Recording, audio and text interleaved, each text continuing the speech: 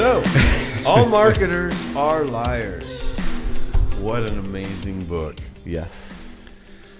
So, tell me your first impressions. What was your first thoughts? Well, anything I hear from Seth Godin is always great, and just how he's able to pick apart concepts and marketing and just how we do life and that things we actually do, but we don't put words to, he's able to put words to. And so when he's talking about storytelling and how that's true marketing, when we can authentically tell a story, and that's really the only real way we can sell things today, is when we're true about what we're doing and we tell a good story about it that causes other people to relate and then want that product. That is awesome. I will say that storytelling is very relevant today. Right. And I know a lot of people have, troubles with that. Some people just think, oh, it's easy. Just go tell a story. And the one thing is, I think that we'll all really understand as we go through this review of this book is that, well, first is an authentic story. It can handle some fibs, and we're going to talk about that. But what it cannot handle, and what I think is amazing, and it leads right into what you're saying, is that a falsehood or a fraud, right, can't handle won't make it. It won't last the tide of a true marketing campaign. So I really believe that it's imperative that we stay on task with that, because I really believe it was something that was very important in the book, is that an authentic story is not something that's easy, but it's real. And so I just believe that that's something that's very, very important to take away from this book. Yeah, and it's crucial for us because we're a marketing company, and so we're getting together with other businesses that all have a different story, and so we can't come in and just kind of share it from our perspective. We have to understand what their customer's perspective is and their worldview, which we'll get into that too, but we have to do that for every single company that we represent or help, and so exactly, and then do it for ourselves. So we have to tell our story about how we tell other people's stories authentically. Exactly.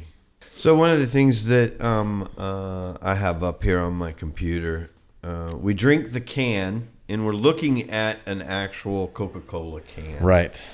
Not the beverage. Right. So we drink the can, not the beverage. Right. That's really what the storytelling is about. I can't imagine a bigger success story than Coca-Cola. Right. Their marketing campaigns have been just amazing. And one of the areas that we're going to get into real quick here is some wine. George Rydell in his wine glasses. And it's a great story. And I really believe it sets the tone for this whole book. Right. And I'm just going to throw something in real quick, because as I'm looking at this Coca-Cola can, I really believe that there's a very strong similar good. I wanted story, to talk about because it too. We watched on TV in the 80s and the 90s Pepsi and Coca-Cola doing blind testing commercials all the time, and Coca-Cola came out with this new product that was supposedly, on all blind tests, just blew away everybody, and it was the greatest tasting, and it failed. And it was because it didn't have the good story. And it's just funny how our brains work, and how we really want that authentic story. It is truly how our brains work. And then on that, he talked about doing the blind tests. Like, they had some third-party companies were doing blind tests, right, with Coca-Cola and Pepsi. And so there's certain people that just identify with Pepsi and certain people that identify with Coca-Cola. And so what they did was they even took Pepsi, put it in a Coca-Cola can, and the Coke people preferred it just because it was in that can. So it all goes back to, they just identify with that brand more than they identify with that soda. Absolutely. And that's just to recap.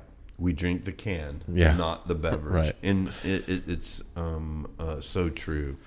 So let's talk a little bit about George Rydell. George Rydell, 4 centuries of glass blowing. And what they are very well known for is their wine glasses. Right. wine connoisseurs worldwide follow the George Riedel glasses. And so what is so amazing about the George Riedel glasses is that they're big and they really, elaborate on the experience of drinking the wine. Sure. In the minds of wine connoisseurs and most just wine drinkers, the experience with a George Riedel glass is more pleasurable. And going back to the Coca-Cola and the Pepsi testing, they've done an amazing amount of testing. And scientifically speaking, there is no difference between any glass. You can take any glass, and they've done testing where they are able to take all feel away, touch and feel away, so they cannot understand the size or feel of the glass.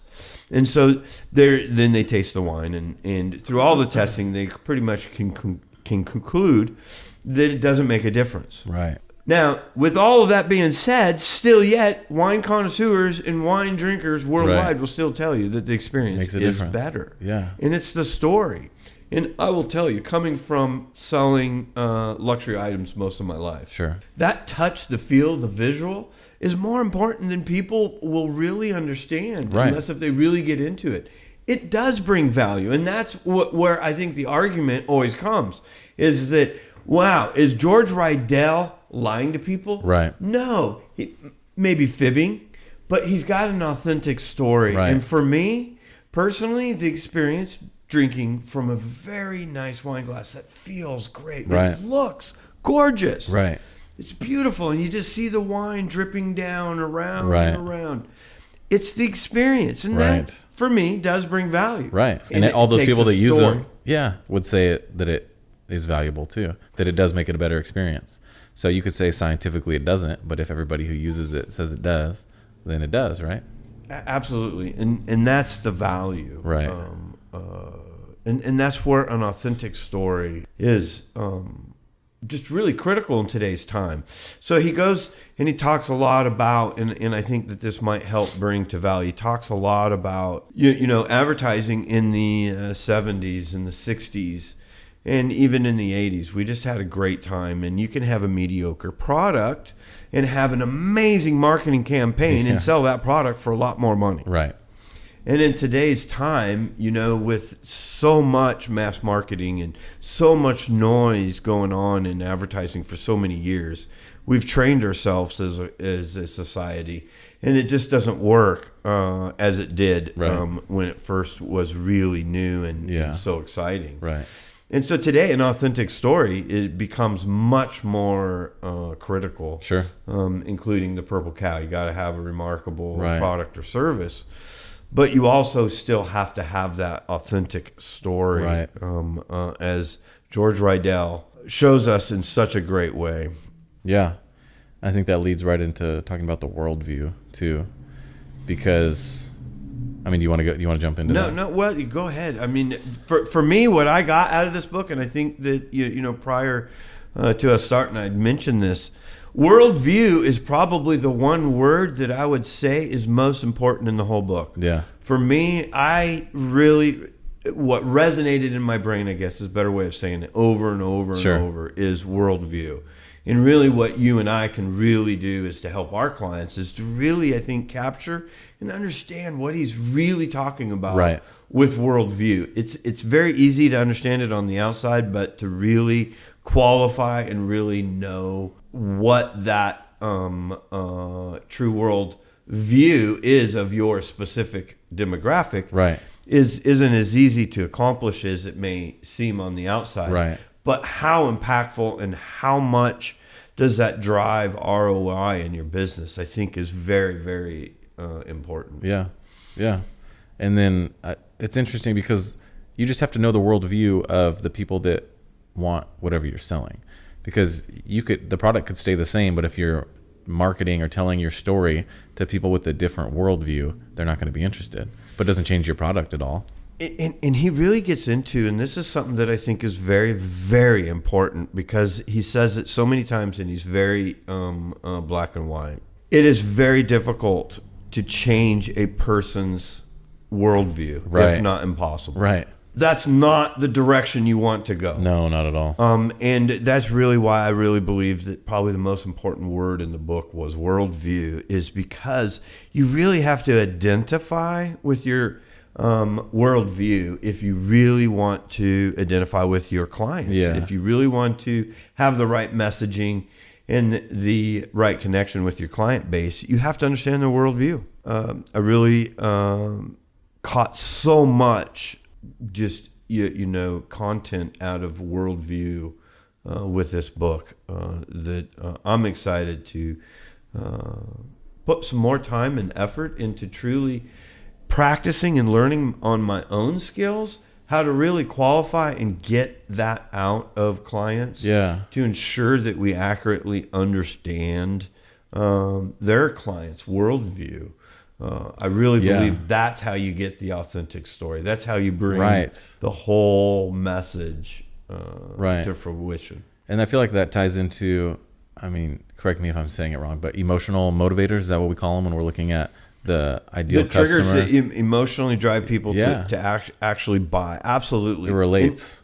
And this is it's an amazing question there, or just topic, emotional triggers, because if we don't tap into their worldview, we don't get the chance to ever tap into the emotional triggers. We don't even have a chance to deliver a message that they want to hear. Because we're not identifying with their worldview. Yeah. You know how they have different cups for wine, like they were talking about? They also have them for beer. I wonder if those are scientifically proven to not make a difference. So this is what I can say to that. Is I'm not for sure, but I will be the first to go ahead and put myself in the believer in the line to do the testing. Okay, sign us up. Yep. I'll be a prospect. I'll be a victim of that project. I can't tell. I need another one. So the first lesson was I really believe that I got out of the book was worldview. But also the storytelling. So going back to George Rydell, the story that he tells is the actual value in his product or service. So the second lesson that I really believe that I got out of this book is that that's how our brain works.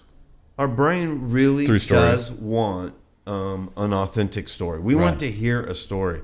We can go through all the benefits and how they relate to the customer, and whether you're selling a camera and it has a certain ISO and it has a certain megapixels and it has a certain color and it has all of these. At the end of the day, that's not necessarily what gets people willing to listen to you. If you don't have an authentic story to tell, you're never ever going to get those benefits and features to your client. You really have to build that trust and that rapport with some sort of authentic story today. So how do you think people go about telling their story authentically? Well, and I don't believe you can just make up a story. So you have to go through the process. It has to be real. You can't just go make it up. And that's the funny thing about an authentic story. If you're fraud or if you're making it up, it will come out. VW, we can go through and as we talk a few more, I've got some other case studies to show you where it will always come out that it's a fraud. So an authentic story is not really made up. It's the story. It's the passion. It's the why. What is driving that company or that organization to produce that product or create that service. And it's an authentic story. So it's what drove them to start. It's what created that team to work together cohesively. And it's that story. So when it's told truthfully. Now, there could be some fibs in there. And the one fib that I loved right out of his book is talking about the husband out shopping. And I believe he's shopping for flowers or chocolates, something like that. And he tells the wife for her birthday. And he tells his wife a fib that he's doing something other than what he's doing. Now, with the intent to really enrich and his wife's life, I think we could all agree that the fib was probably righteous, and it was probably meant in the right. Direction.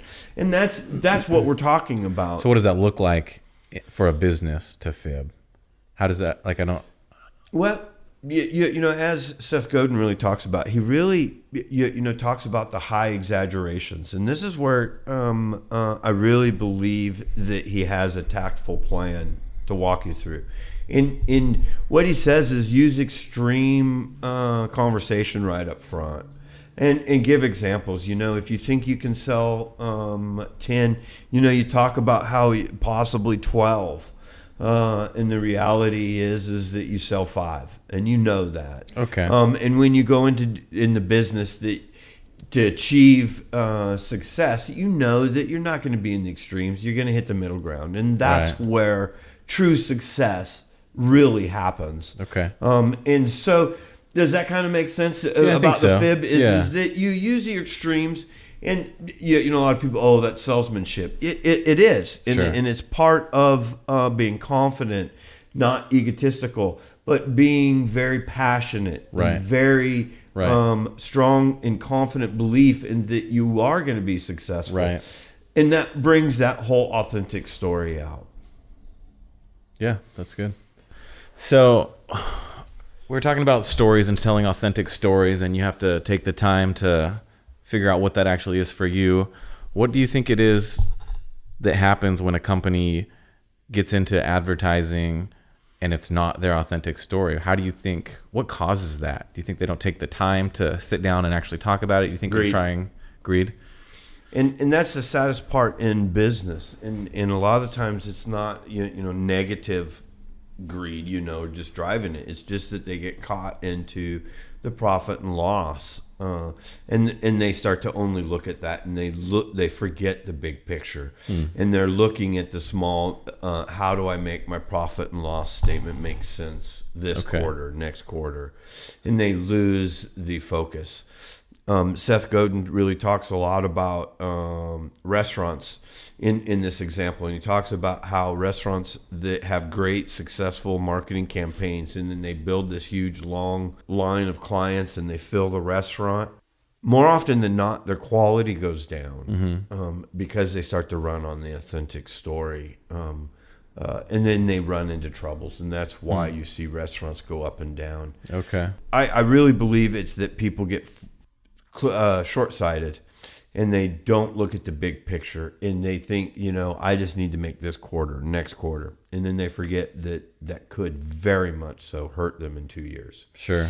And so you, as a big company, in highly successful companies, I can guarantee you Jeff Bezos doesn't look 6 months down the road. He's looking 2-3 years. Where am I going to end up?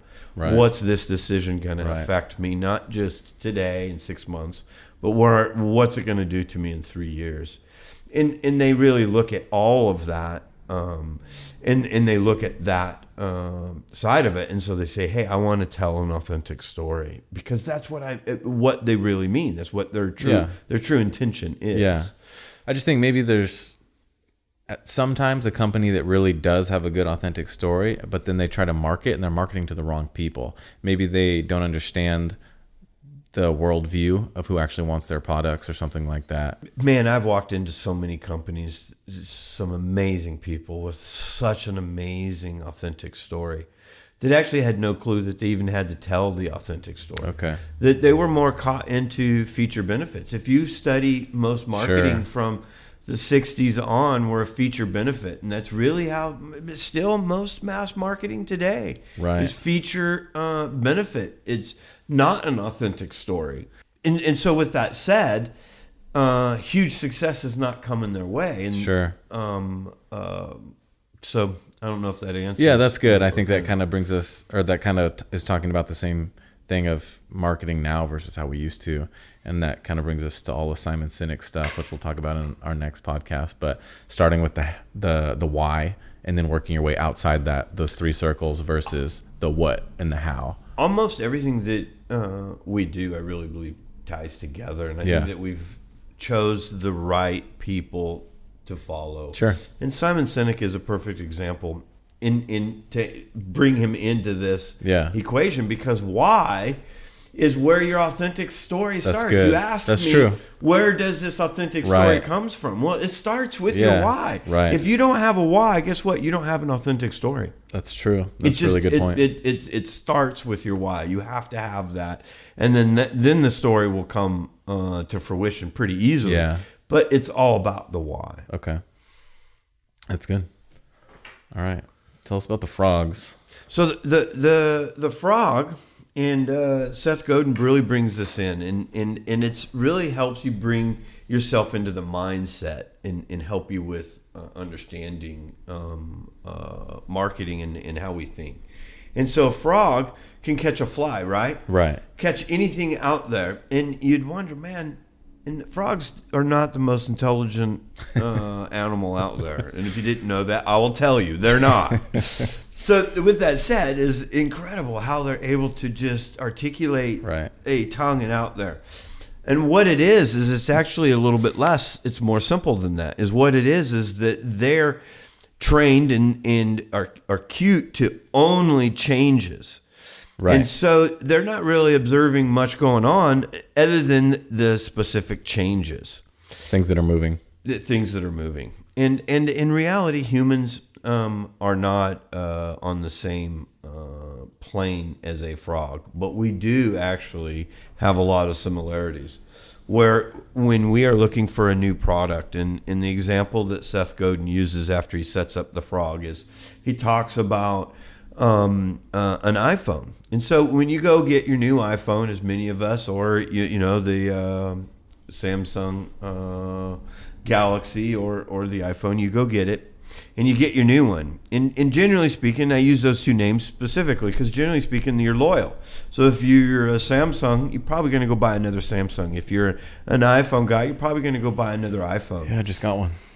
See? Exactly. And so perfect example. So when you got onto your iPhone, did you go look through all of the items that you already that you were used to on your last iPhone, or did you go look for what is new? Just the new what's stuff. Different than the last phone that you had? What's better? What's new? What's new? Yeah. What's different? Right. And that's just how our brains work. Right. And so when we're putting campaigns together, and when we're really looking at people's worldview, and when we're really you know getting into the depth of a client, all of those things are very, very important. Or according to Seth, there's a difference between fibs and frauds.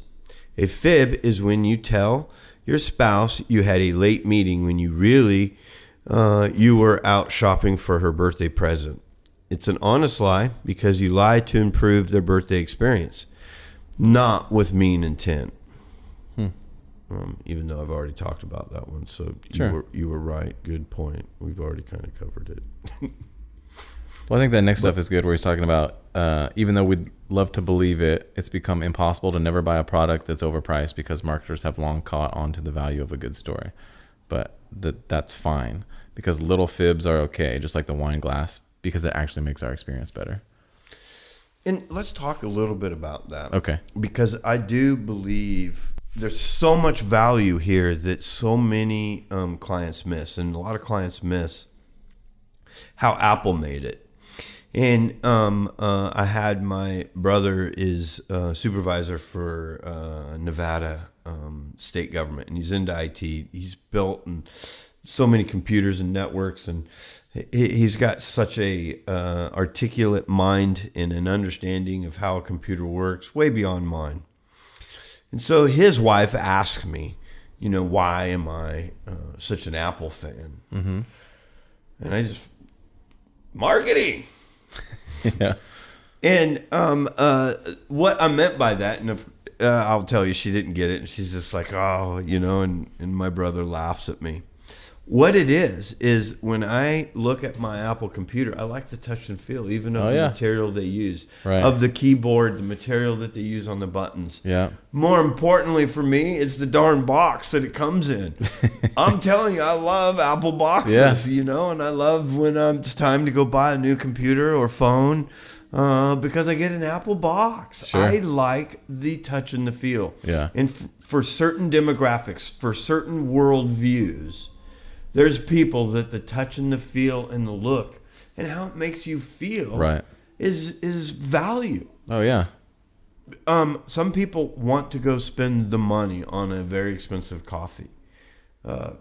It makes them, just for the simple fact that it tells them that they can afford it, that they can do it. It makes them feel good. Right. I've worked hard. I can afford this.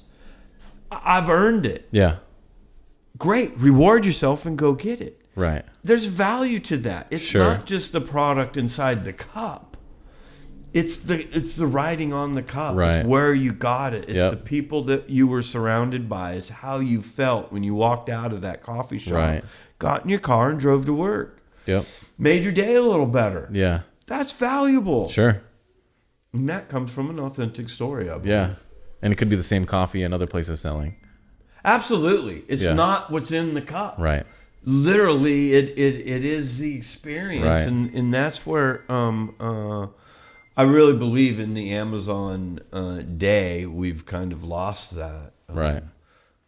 So it's going to be fun to see where that goes. Yeah. You know, that's a story in itself. You can't out Amazon. Amazon is a very strong statement in the marketing world. So it's fun to hold on to that subject. Didn't he say that was on the wall in one of Walmart's buildings? Yeah. As he's walking through Walmart, you can't out Amazon. And Walmart is really, you know, and that was many years ago. Right. And so you jump ahead quite a few years, you see what Walmart is doing. Walmart is going after Amazon. Are they trying to beat Amazon at what they do? No. Sure. They're trying to get people to come to their store to pick up what they ordered online. Yeah, Target's doing it too. It is a very comfort feature benefit kind of program. Yeah. That goes after the heart of what made Amazon successful. Right. But it's not what Amazon does. Right. No. It's something different. Sure. Going after the same worldview clientele, but nonetheless, it is a different. And I think that they're doing great. Yeah. They're doing free 2-day shipping now on stuff from their website with no membership fees, which is cool because you still pay for Amazon Prime.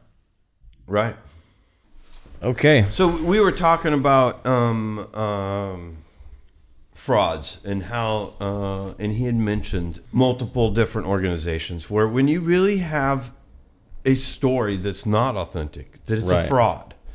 And that's the difference between a fib and a fraud, as we talked, a little bit about. And there is a significant difference between a fib and a fraud. Sure. A fib is something that's just exaggerated or to the extreme in a true story, that you really believe in. And a fraud is really a lie. Just a straight, outright lie. It's an outright lie. Yeah. And as I believe most people, whether you've read the book or not, if you've listened to the podcast thus far, you know that marketers are not liars, specifically in Seth Godin's eyes. Right. That was just a way to get your attention.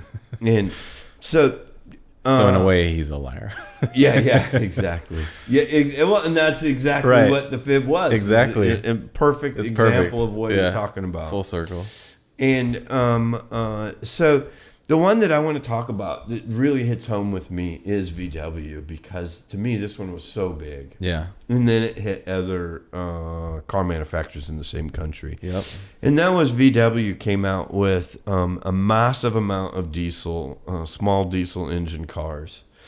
And what they had done is they'd wrote a program that allowed them to get their cars through emissions. Right. So then they have this marketing campaign worldwide, and they sold a lot of cars off this. It was an amazing campaign.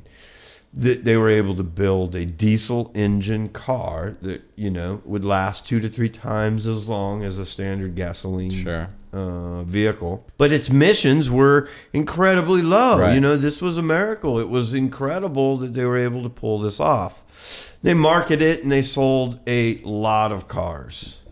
Well, at the end of the day, the the story was a fraud. Yep. And that they had wrote a computer program that would somehow override the computer program while it was on the dyno at the smog shop. Smog shop. And so they were able to write this, and they were able to create a way to do this globally. And so they sold that's crazy, an unbelievable amount of large amount of cars. Yeah, 500,000 recalled. 500 recalled, and even other manufacturers within the country in Germany. I know that Mercedes-Benz had issues and got caught up into it, and same with BMW. Wow. And the whole point of this is that these are huge, very well-known companies. Yeah. VW has the strongest reputation for some of the best quality vehicles ever. And they got caught up into a fraud story. Yeah. It always gets caught. And they always get caught. Right. That's the exact point. Exactly. Yep. They always get caught. You know, if your story's not authentic, you'll be found out. And you asked me how to get the authentic story. Tell yours. Tell your story. Yeah. Could there be fibs within that story? Yes, but you're telling your story right. with the proper righteous intention. Right. Makes a huge difference. Yep. So we're gonna post this on our blog, right? And link to it in iTunes and wherever. All of them. Sloan's gonna put it through his system. Yes. So it'd be good to, or it could be cool to start interacting with people. So like, I mean, I don't have a perfect example for this, but like, what are some of the fibs in your authentic story you've told, or what have you, just asking them questions to interact. I would love to start a Facebook Live, and it might start with one person, two people. We're doing it with Denison. It's incredible. I really believe we need to start to do that. Okay. Because our followers. We can even do it here. Yeah, right. This is in. I mean, we want it to follow the same suit, so they feel like they're getting the real meal deal. But yeah, we should probably start a Facebook Live. Okay. And I think it should just follow suit with our book reviews. Okay. So maybe like on Wednesday we do our Wednesday night book review, and then maybe Thursday afternoon we do a Facebook Live. Okay. Run. Yeah. To just get people to talk about the book review, the podcast. Okay. Or maybe we do it a week later. We're always a week. Give them some time. Give them some time to have questions and really go at us. That'd be cool. Awesome. That's a great. So, some of the other things that he talks about. Remember Baby Einstein? Yeah. I really liked that because he really taps into all of the points that he's trying to make. Right. In the worldview. You're really tapping into the family person, the specific raising kids and all of these things. And what Baby Einstein's story really told was incredible. Was that it's going to make your kids smarter. That it's the title itself was genius in it. Baby genius. It's a perfect name. And it was an incredible story. And I remembered as a parent, the amount of guilt applied just culturally, that if you didn't have Baby Einstein videos for your kids, people, you got to get them. Man, they're the greatest videos. Every parent would say that. You don't have Baby Einstein videos. Right. What an amazing story! Once you identify to a worldview market, what happens is if you deliver a message to them that they accept, they tell their friends. Oh, yeah. That's what happened with Baby Einstein videos. Right. The best marketing campaign, they spent money, they got it going, and which is the most amazing thing with advertising. Yep. It can create a word of mouth program that no money can compete against.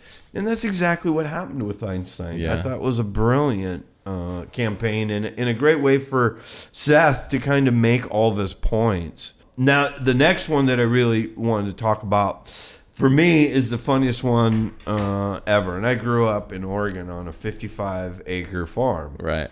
So organic, just the term organic cracks me up. I have many old farmers in my background that just laugh at that. Yeah. It's just, you know, I've been growing my crops in dirt forever, and now all of a sudden I guess I'm organic. 'Cause, you know, I don't spray with all these pesticides. I actually use, you know, methods that was taught to me from generation after generation after generation.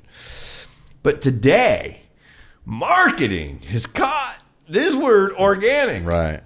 All the way to the point where we have organic shampoo. We have organic soaps.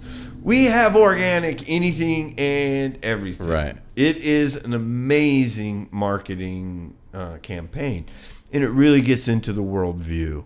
Many different companies have found working with organic makes sense. And that's really tells the story of what Seth is trying to point out with worldview almost better than anywhere. And the reason that I say that is because the worldview of food today is that the pesticides and the GMOs, and there's so many stories out there that are so negative that it really drives this organic name. Right. Now, is organic soap better for you?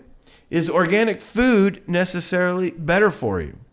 There's arguments both ways. Right. And I'm not going to get into the argument. Because all I know is that there's strong arguments both ways. Sure. Does that matter? Absolutely not. The authentic story that meets the world need is incredible. You know. Yeah. So I just really believe this whole organic marketing in the whole campaign and the way that some organizations have captured it and told an authentic story makes you feel better. I will go buy, and I buy many organic products. Do I necessarily truly believe in it? I don't. But I buy many organic products hoping that it's a little bit better. Yeah, a little healthier. A little healthier. Is it really true? I don't know. I've bought into the story. Sure. And it makes me feel better, so I don't really care, you know. And I guess I'm the easiest person to sell because I buy into it. If it makes me feel better, I find the value. Right. I don't need to be sold any more than that. Yeah, it's funny. He was talking about even using just different words. You just throw them on things like the antibiotic-free eggs. And all eggs are antibiotic free. Right. There isn't an egg out there sold that's not antibiotic free. Right. I love it. But they put it on there because it makes you go, oh, I don't want antibiotics in my eggs. Well, it doesn't matter if it doesn't say it. They don't have it. But, you know, that's kind of a fib, I guess. It is absolutely a fib. Well, it is a fib because they all don't have it. And maybe that's, you know, but are they misleading you? Not really. Right. They are antibiotic-free eggs, you know. They're just not telling you that. So is everything else. So is everything else. Funny. You gotta love marketing. And the one thing that I'd love to leave with is how powerful marketing and storytelling is today, and how much impact we can have to change the world, and how much opportunity we really have. In today's world, products and services can be made anywhere. And it's really, we used to have solution-based to make products, this and that. We don't anymore. We can make a product anywhere. We can have it created so fast, worldwide. There's so many distribution channels, so many resources to have products made, that there's not a lot of differentiation in actual products. It's the story. It's the belief that you believe in the organization. Right. It's the belief that you believe in the people that are telling the story. Yeah. And the only way that happens, I believe, is that it's a real, authentic story. It's not fraud. Yeah. And those are the companies that I see prospering today. Those are the companies that I see being successful today. Yeah. So that's our goal, right? That is absolutely our goal. Tell the authentic story. Tell the authentic